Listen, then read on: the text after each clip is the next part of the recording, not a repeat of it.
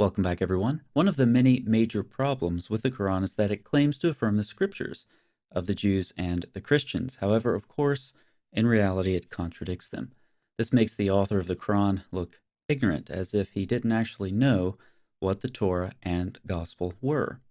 Rather than admit the Quran contradicts the Torah and Gospel, which it claims to affirm, Muslims over the centuries have been forced to select from a number of solutions. Here are a few. Solution 1: the author of the Quran is ignorant. This solution is as unacceptable for Muslims as it is obvious to everyone else. Solution 2: the Quran is talking about a different Torah and Gospel, which, confusingly, go by the same names that had been in use for centuries prior. The Quran's Torah and Gospel were present in the 7th century, but then disappeared without a trace. So don't even bother looking for them. Solution 3: the Bible is corrupted. The only uncorrupted parts of the Torah and Gospel that are left are the parts that agree with the Quran and Islamic tradition as a whole. Regarding the third solution, I have numerous relevant videos in my Bible and Quran playlist. You can check those out. Obviously, the third option, that the Bible is corrupted, has been extremely influential. Far from being anecdotal, here's a typical example of how pervasive this polemic is. I was recently challenged about my claim that the Quran permits prepubescent intercourse with little girls. After referring again, as I have many times before, to numerous Muslim commentators to prove my point, Hisham agreed. Then he tried to defend Surah 65:4 from other angles. After failing in his defense, he reached for Old Faithful, responding, "The Bible is not preserved." Now, I didn't show you his comments to embarrass him, so don't take it that way. He seems like a nice person who is trying to defend his religion with the tools that Muslim apologists have given him. In other words, he doesn't have much to work with. And his comment is a constant refrain, as many of us know, in the Muslim world. The Bible is corrupted. It has to be. Otherwise, the Quran would be wrong, and its author ignorant. But the problem remains. Every time the Quran mentions the Torah and Gospel, it has nothing but praise for them. Yet, they're supposed to be corrupted. That is why many Muslims will turn to one particular hadith. Many of us know it well. Ibn Abbas said, "O Muslims, how do you ask the people of the scriptures? Though your book, which was revealed to his prophet, is the most recent information from Allah, and you recite it, the book that has not been distorted. Allah has revealed to you that the people of the scriptures have changed with their own hands what was revealed to them, and they have said, as regards their changed scriptures, this is from Allah, in order to get some worldly benefit thereby." Ibn Abbas added, "Isn't the knowledge revealed to you sufficient to prevent you from asking them? By Allah, I've never seen any one of them asking Muslims about what has been revealed to you." From this hadith, we can distill a couple of important points. First, the rhetorical question, "How do you ask the people of the scriptures?" implies that Muslims should not ask the people of the scriptures. This is confirmed by the later statement, "Isn't the knowledge revealed to you sufficient to prevent you from asking them?" 2. The Quran is the most recent information from Allah, presumably containing a substantial update, which supersedes the Torah and Gospel. And 3. The scriptures of the Jews and Christians have been distorted. For the third claim, again, I reference you to my playlist in the description box on Bible and Quran, but there's something noteworthy about these first 2 points. Any Muslim will say that a hadith that contradicts the Quran should be rejected, and this hadith contradicts the Quran. Let's address the second point first. The Quran sees itself not as something that updates the Torah and Gospel, but as something that affirms them.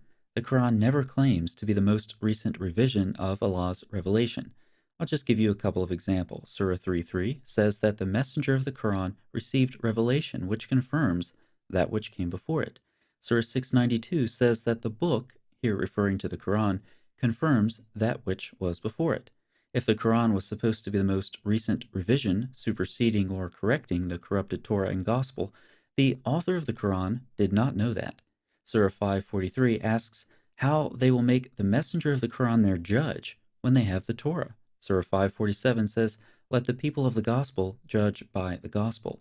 In these verses, the Quran has the opportunity to present itself as superior to the Torah and Gospel, but it does not. Now let's recall the first point that we distilled from this hadith, which also contradicts the Quran. The hadith clearly discourages Muslims from consulting the people of the book, However, the messenger of the Quran himself is addressed in Surah 1094, which reads, "If you are in doubt about what we have sent down to you, ask those who have been reciting the book before you." According to scholars cited in the study Quran, those who recite the book in this verse refers to Jews and Christians. Even more clear is Surah 393, where the Torah is seen as an arbiter of truth. Far from telling Muslims not to consult the people of the book, the Quran commands its messenger to ask the people of the book. And of course, the Gospel is said to confirm the Torah, which is why the author of the Quran believes that the messenger can consult the people of the book, both Jews and Christians. All three books are supposed to be in complete agreement. It's interesting that many Muslims appeal to this hadith when it contradicts the Quran. That shows you how important the Muslim polemic of biblical corruption is. Muslims will contradict the Quran with this hadith to defend the Quran's incoherent claims about affirming books that it contradicts. In addition to this hadith contradicting the Quran, there's another reason that Muslims should discard it. Some scholars have plausibly suggested that the hadith comes from a later time. Gabriel Reynolds comments, "In fact, it seems possible that this hadith does not come from the time of Muhammad himself, but rather from a time when later Muslim scholars, eager to understand the biblical traditions of the Quran, had begun asking Jews and Christians about them. That this hadith originated well after the 7th century is plausible since, as we've seen, it comes from a different milieu than the Quran, and the opinion of the Jewish and Christian scriptures has changed. The Quran encourages consulting the people of the book and only has praise for the Torah and Gospel, endorsing them as enduring and reliable. The Quran asserts that it's not a revision, it's a confirmation of what came before. On the other hand, the hadith says not to ask the people of the scriptures. It wants to prevent comparing what the Quran, Torah, and Gospel actually say. And it condemns the Torah and Gospel as corrupted, with the typical vague accusations so characteristic of the early stages of this polemic. It's therefore not implausible to suggest that, as Muslims later became more aware of the problems created by the Quran's claims about the Torah and Gospel, that they sought authoritative texts as a basis for their assertions of biblical corruption, and simply fabricated those texts when none existed. Contradicting the Quran to defend the Quran is apparently not a problem. That's how important the polemic of biblical corruption is. Thanks so much for watching. I'll see you next time.